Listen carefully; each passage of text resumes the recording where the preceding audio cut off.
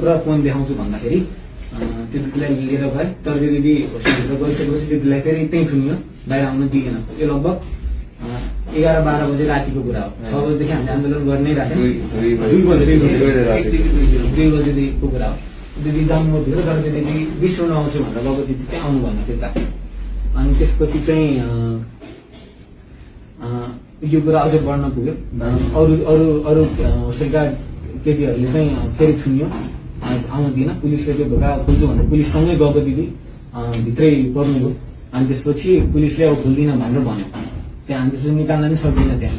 त्यसपछि पछि बिहान अझै यो कुरा बढ्दै गयो। हामी प्रोटेस्ट जारी राखिराख्यौँ। हामी यतिखेरसम्म केही तोडफोड गरेको थिएनौँ।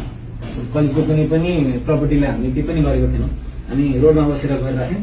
पछि उज्यालो हुन आँट्यो। त्यसपछि सबै भिसी सरहरू, ठुल्ठुलो सरहरू, भिसी रजिस्ट्रारहरूबाट